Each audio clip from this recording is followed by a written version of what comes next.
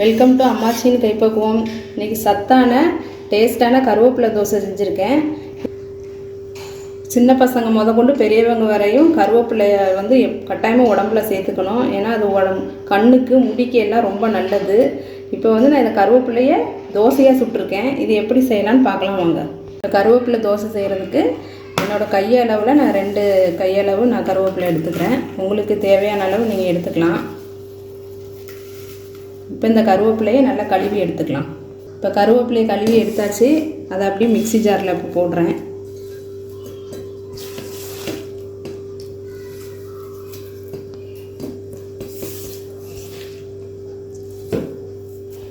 இப்போ கருவேப்பிலை கூட 1 ஸ்பூன் அளவு ஜீரகம் போடுறேன். 1 ஸ்பூன் ஜீரகம் போட்ட பிறகு 5 வத்தல் போடுறேன் நான் காரத்துக்கு. உங்களுக்கு எவ்வளோ காரம் வேணுமோ அதுக்கு தகுந்தாக்கில் நீங்கள் வத்தல் போட்டுக்கோங்க. இப்போ இதை மிக்ஸி ஜாரில் கொஞ்சம் தண்ணி சேர்த்து நல்லா அரைச்சி எடுத்துக்கலாம் மையா. இப்போ கருவேப்பிலையை அரைச்சி எடுத்தாச்சு. இந்த அளவுக்கு மையா நல்லா அரைச்சி எடுத்துக்கோங்க. இப்போ வீட்டில் அரைச்சி வச்சுருக்கிற இட்லி மாவை நான் எடுத்திருக்கேன். அது கூட நான் அரைச்சி வச்ச கருவேப்பிலை விழுத அது கூட சேர்த்துக்கலாம்.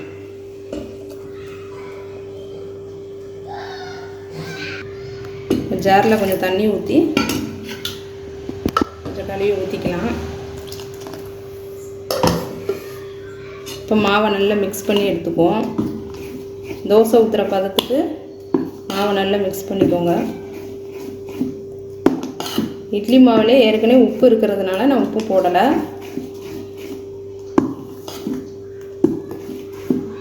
நீங்கள் உங்கள் மாவில் உப்பு இல்லைன்னா உப்பு போட்டுக்கோ. கருவேப்பிலை விழுத அரைக்கும் பொழுதே அதில் உப்பு சேர்த்து அரைச்சிக்கோங்க. இப்போ நல்லா மாவை தோசை ஊற்றுற பதத்துக்கு நல்லா மிக்ஸ் பண்ணியாச்சு.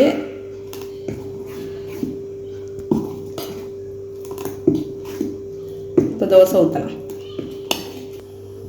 ஸ்டவ் பற்ற வச்சு தோசைக்கல் வச்சாச்சு. கல் காஞ்சோன்னே எல்லா தடவை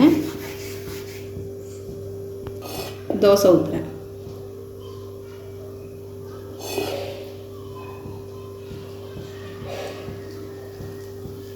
கொஞ்சம் தண்ணியாக இருந்தால் நைஸாக நல்லா ஊற்றிக்கலாம். கொஞ்சம் தண்ணியாக வச்சுக்கோங்க மாவை. கொஞ்சம் எண்ணெய் சுற்றி ஊற்றிக்கலாம். தோசையை மாற்றிக்கலாம். இப்போ கருவேப்பிலை தோசையே அரிசி உளுந்து கருவேப்பிலை இதெல்லாம் ஒன்றா சேர்த்து கிரைண்டர்லேயும் அரைச்சி சுடலாம். இது வந்து ரொம்ப ஈஸியான வழி. வீட்டில் அரைச்சி வச்ச இட்லி மாவுலேயே நம்ம வந்து இந்த கருவேப்பிலை நிறைய போட்டு வத்தல் ஜீரகம் போட்டு அரைச்சி மிக்ஸ் பண்ணி உடனே சுட்டுடலாம். ரொம்ப சிம்பிளாகவும் இருக்கும். வேலையும் கொஞ்சம் ஈஸியாக இருக்கும். உடம்புக்கு ரொம்ப நல்லது. வாரத்தில் ஒரு நாள் இந்த மாதிரி நம்ம செஞ்சு கொடுக்கலாம். பசங்களுக்கு பெரியவங்களுக்கு எல்லாத்துக்குமே ரொம்ப நல்லது கருவேப்பிலை தோசை. டேஸ்டான சத்தான கருவேப்பிலை தோசை ரெடி. இதுக்கு நீங்கள் தக்காளி சட்னி, கார சட்னி, தேங்காய் சட்னி, இட்லி சாம்பார் எதுனாலும் வச்சு சாப்பிட்லாம். உடம்புக்கு ரொம்ப ரொம்ப நல்லது. இதை நீங்களும் செஞ்சு பாருங்கள். இந்த வீடியோ உங்களுக்கு பிடிச்சிருந்தா அம்மாச்சின் கைப்பக்குவத்துக்கு சப்ஸ்கிரைப் பண்ணுங்கள், கமெண்ட் பண்ணுங்கள், லைக் பண்ணுங்கள். நன்றி.